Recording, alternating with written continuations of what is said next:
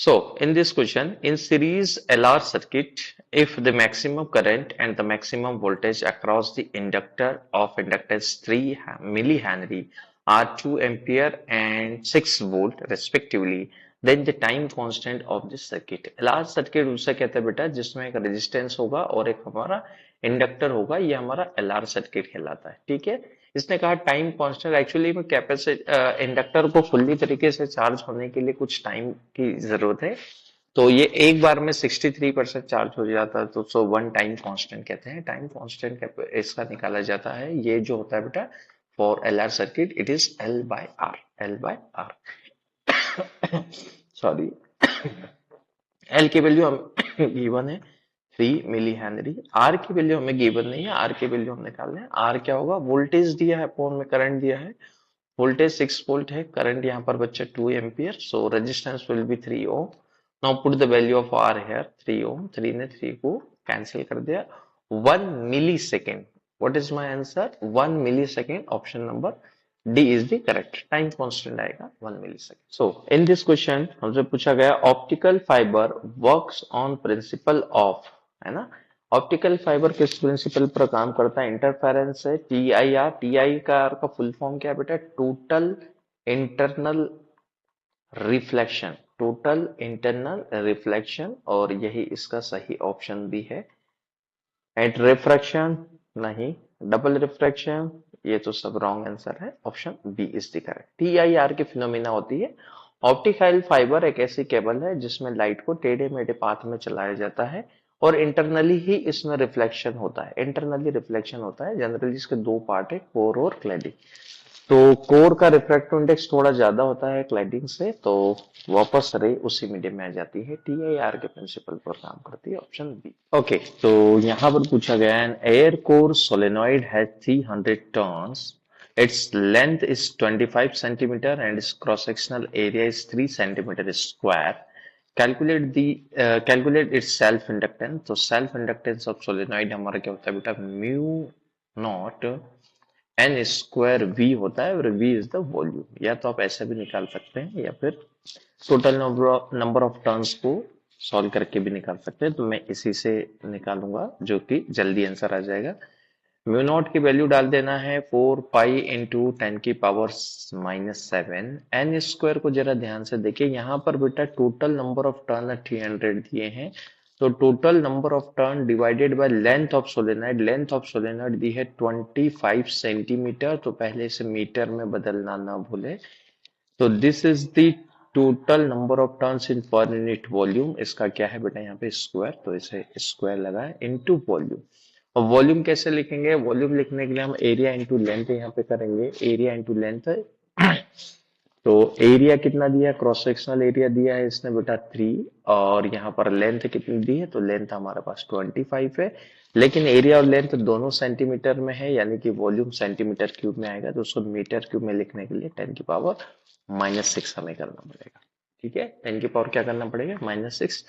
तो मैंने इसे पूरा सॉल्व कर लिया है ऑलरेडी, तो इसका जो आंसर है वो 0.1357 मिली हेनरी आएगा। आप खुद भी इसे सॉल्व कर सकते हैं, ये डेटा मैंने आपको बता दिया, आप इस फॉर्मूले को यूज करें, या फिर दूसरा तरीका भी है कि आप इसे ऐसा लिखें, म्यू नॉट लिखें, यहाँ पर आप लिखें एन स्क्वायर अपॉन में एल स्क्वायर इंटू ए इंटू एल लिखें, फिर यहाँ से एक एल को एक एल काट दे, सेम है, उससे भी आंसर आ जाएगा। तो option A is the correct answer. So in this question, ये ऑप्टिक्स का क्वेश्चन है जिसमें एक कंपाउंड माइक्रोस्कोप गिवन है। In a compound microscope the focal length of objective lens and eye lenses are 1.2 and 3 centimeter respectively. If the object is put 1.2 centimeter away from the objective lens, the final image formed at infinity, infinity वाला case है जिसमें final image infinity बन रही है, आपको magnifying power निकालना है। तो मैंने कुछ डेटा यहाँ पे पहले से लिख लिया है, जो ऑब्जेक्ट की तरफ है, एक ऑब्जेक्टिव लेंस है, उससे 1.25 सेंटीमीटर की दूरी पर हमारा ऑब्जेक्ट रखा हुआ है, उसकी फोकल लेंथ बेटा, ये जो ऑब्जेक्टिव लेंस की फोकल लेंथ है 1.2 है, और हमारे आईपीस की फोकल लेंथ है बेटा वो 3 सेंटीमीटर है। ये हमारा आईपीस है, फाइनल इमेज इंफिनिटी पर है। तो हमें क्या करना है, मैग्निफिकेशन निकालना है। तो मैग्निफिकेशन का फॉर्मूला क्या है बेटा, मैग्निफिकेशन का फॉर्मूला वीओ अपॉन में यूओ, और image distance from object to lens, object distance from object to lens. और डी क्या है? डी है distance 25 centimetre, distinct vision of distance of clear vision जो 25 सेंटीमीटर। एफ ही जो है वो है आईपीस की फोकल लेंथ है। तो डी मुझे पता है, एफ मुझे पता है, यू भी मुझे पता है, पर वीवो मुझे नहीं पता। दैट्स वाई मैं ऑब्जेक्टिव लेंस पर लेंस फॉर्मूला यूज करूंगा, 1/VO minus 1/UO is equal to 1/FO। यहाँ पे एक चीज और ध्यान देना है कि 1/VO यानी कि ये तो मुझे पता चलेगा, जो ऑब्जेक्ट डिस्टेंस है उसे अकॉर्डिंग टू साइन कन्वेंशन रखे, दिस इज -1.25। आपको उसको साइन कन्वेंशन के अकॉर्डिंग रखना पड़ेगा। फोकल लेंथ प्लस होती है हमारे कॉन्वेक्स लेंस की, तो 1.2 ये हमारा प्लस का होगा, ये हमारा माइनस का होगा। जब फाइनली मैं इसे सॉल्व करूंगा तो VO की वैल्यू मुझे 30 सेंटीमीटर मिलेगी, और ये जो VO की वैल्यू है उसे मैं इस फॉर्मूले में पुट करूंगा तो मुझे मैग्निफिकेशन मिलेगा। यानी कि VO की वैल्यू 30 सेंटीमीटर, ऑब्जेक्ट डिस्टेंस यहाँ पर 1.25 सेंटीमीटर, डी की वैल्यू डालेंगे 25 सेंटीमीटर अपॉन में एफ ई की वैल्यू बेटा यहाँ पर है 3 सेंटीमीटर। जब इन सबको सॉल्व करेंगे हमारा आंसर जो आएगा वो हमारा आंसर आएगा 200। कितना आएगा बेटा? 200। तो करेक्ट आंसर इज 200। अब सॉल्व कर ले, क्योंकि इसको सिर्फ मेथड सीखना है, बाकी कैलकुलेशन पार्ट है। तो correct answer is 200, magnifying power आएगी इसकी। ओके, तो इन दिस क्वेश्चन काफी लंबा चौड़ा दिखाई दे रहा है। Under the influence of the variable force, यहाँ पर फोर्स दिया है बेटा इन्होंने ax की power 4 plus bx square, a and b are constant acting on angle 60 degree with the x axis. Particle undergoes a displacement from 1,0 to 6,0. Here f is in Newton and the coordinates are in meter. The work done by the force in joule. भाई work done निकालना है तो work done का formula, variable force से ऊपर लिखा है तो वर्क डन का फॉर्मूला होगा फोर्स इनटू डिस्प्लेसमेंट, यहाँ पर फ्रॉम R1 से R2। काफी सिंपल है, सिर्फ दिखने में ऐसा आपको लगेगा कि कॉम्प्लेक्स है, बट इट्स वेरी इजी। आप फोर्स रखें, यहाँ पर इन्होंने एंगल भी देके रखा बेटा, 60 डिग्री के एंगल पर फोर्स लग रहा है। तो हम इसे R1 से R2 और यहाँ पर लिखेंगे FDS। क्योंकि देखो y में तो चल ही नहीं रहा है, यहाँ पर भी y कोऑर्डिनेट 0 है, यहाँ पर भी y कोऑर्डिनेट 0 है, तो क्यों नहीं इसको यहाँ पर सिर्फ dx लिख दी, क्योंकि x में ही चलेगा। और यहाँ पर लिमिट भी क्या रखेंगे बेटा? x1 से x2 लिमिट रख दो, और यहाँ पर हम लिखेंगे cos थीटा। कितने के एंगल पर बेटा? 60 डिग्री के एंगल पे चल रहा है। तो cos 60 की वैल्यू कितनी? 1/2। तो 1/2 इंटीग्रेशन, देखो सिर्फ मैं आपको ये बता दूं कि आपको 1 से 6 करना है, 1 से 6 करना है और फोर्स को लिख देना है और उसका इंटीग्रेशन कर देना। फोर्स कितना दिया है बेटा? फोर्स दिया है ax की पावर 4 प्लस bx का स्क्वायर, और यहाँ पर है dx है। तो सेपरेटली अब दोनों को करे या दोनों को एक साथ कर दे, कोई फर्क नहीं पड़ता। 1/2 यहाँ पर फिर से इंटीग्रेशन होगा, ये आएगा ax की पावर 5 अपॉन में 5 इंटीग्रेशन, और दूसरे का इंटीग्रेशन आएगा bx की पावर 3 अपॉन में 3, और लिमिट डालेंगे, लिमिट रखेंगे 1 से लेके 6 तक। अब सोच रहे होंगे सर y क्यों नहीं का? y में चला ही नहीं बेटा, y में डिस्प्लेसमेंट पहले पहले उसका y कोऑर्डिनेट 0 था, बाद में भी 0 था, इसलिए मैंने x लिया। फर्दरली बस यहाँ पर वैल्यू डालिए, आंसर a और b के टर्म्स में आएगा। तो मैंने इसे सॉल्व कर रखा है, इसका आंसर b जो है वो करेक्ट आंसर है। सो काफी अच्छा क्वेश्चन पूछा गया है। If a body is projected up on a rough inclined plane of height h and the inclination, यहाँ पे थीटा होना चाहिए, inclination theta, if the velocity of projected is u, which make the body is just reach the top, then the coefficient of frictions।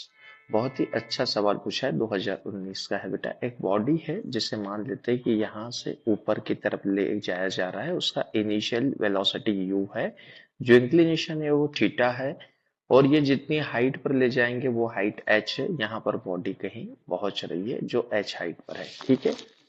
हमसे पूछा गया coefficient of friction निकालो, coefficient of friction निकालो। जरा जरा ध्यान से आप अगर यहाँ पर वर्क एनर्जी थ्योरम का यूज करेंगे तो ही इस क्वेश्चन को इजी तरीके से हम बना पाएंगे। तो वर्क एनर्जी थ्योरम ये कहती है कि दो पॉइंट बनाइए, एक पॉइंट ए ले लीजिए और एक पॉइंट बी लीजिए, और दोनों पर जो एनर्जी है, वर्क एनर्जी थ्योरम कहती है कि work done bye all the forces, जितने भी फोर्सेस है उनका वर्क डन है चेंज इन काइनेटिक एनर्जी के बराबर। यही हमारी वर्क एनर्जी थ्योरम है। तो हम यहाँ पर देखिए work done bye all the forces, यानी कि एक तो ये कहाँ जा रही है बेटा, ऊपर, तो ग्रेविटेशनल फोर्स वर्क डन कर रहा होगा। ग्रेविटेशनल फोर्स कितना वर्क डन कर रहा होगा, ये डिस्टेंस एल है बेटा, है ना, ये डिस्टेंस एल है, मान लेते हैं कि डिस्टेंस एल है। तो ग्रेविटेशनल फोर्स का वर्क डन आएगा minus gravitational force M G into कितना बेटा, हाइट पर गया, एच हाइट पर, वर्टिकल हाइट कितनी है, एच है, तो this the work done by gravitational force plus work done by friction force. तो जब ये ऊपर की तरफ जाएगी, फ्रिक्शन फोर्स नीचे की तरफ लगेगा। फ्रिक्शन फोर्स का वर्क डन क्या होता है, पहले तो नेगेटिव आएगा, क्यों, क्योंकि डिस्प्लेसमेंट फोर्स अपोजिट है। तो फ्रिक्शन फोर्स का वर्क डन मेरे पास आएगा म्यू एम जी। यहाँ पर फ्रिक्शन फोर्स देखो बेटा, कोई बॉडी अगर एक लाइन पर रखी हो तो उसका नॉर्मल रिएक्शन कैसे निकालते हैं, यहाँ पर आता है आपका एम जी कॉस थीटा। कौन आता है, एम जी कॉस थीटा। तो नॉर्मल रिएक्शन होगी mu M G cos theta, और वो कितने डिस्टेंस चला है, एल, तो हम यहाँ पर लिखेंगे एल। ये डिस्टेंस लेंगे इस बार फ्रिक्शन के केस में, है ना, ग्रेविटेशनल फोर्स में वर्टिकल हाइट और फ्रिक्शन में L is equal to change in kinetic energy. तो शुरुआत में इसके काइनेटिक एनर्जी कितनी थी फाइनल में, फाइनल इसके काइनेटिक एनर्जी कितनी हो जाएगी, जीरो, जब ये रुक जाएगा।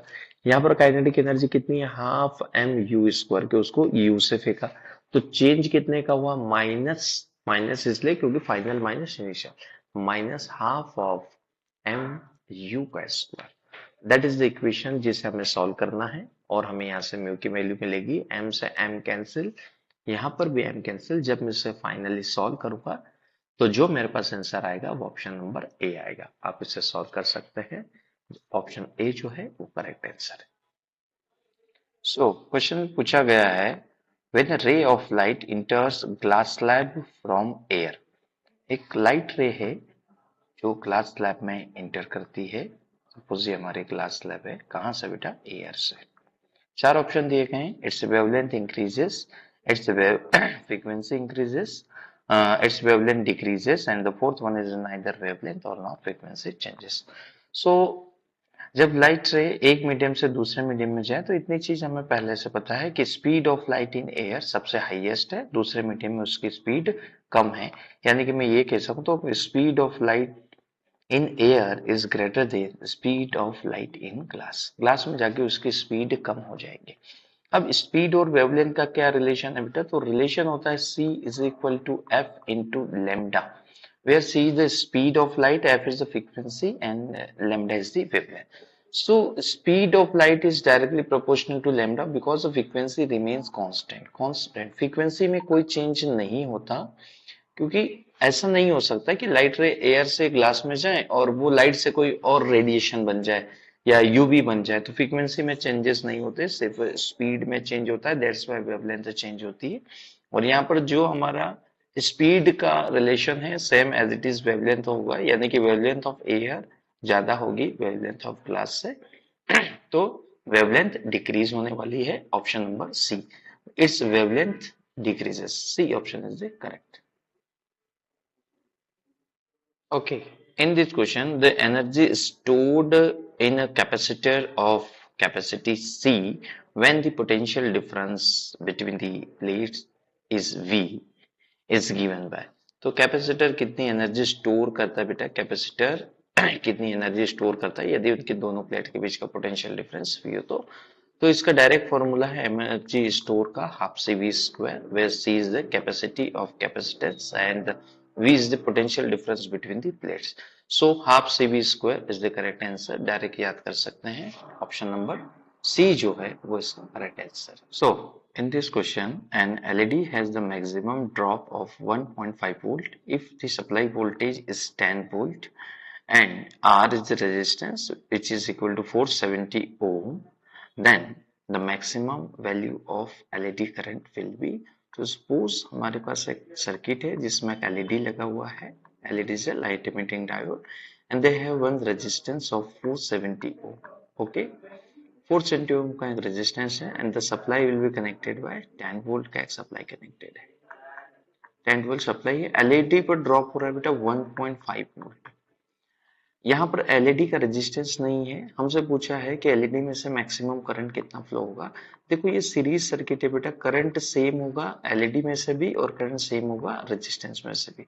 तो रेजिस्टेंस अक्रॉस कितना ड्रॉप होगा, अगर मैं किरचॉफ्स लॉ लगाऊं, यहाँ पे 1.5 यहाँ पे ड्रॉप हुआ है, तो 8.5 वोल्ट का 8.5 वोल्ट का ड्रॉप रेजिस्टेंस के ऊपर होगा, और जो करंट रेजिस्टेंस में है उस करंट को कैसे निकाल सकते हैं, ड्रॉप ऑन रेजिस्टेंस अपॉन में आर।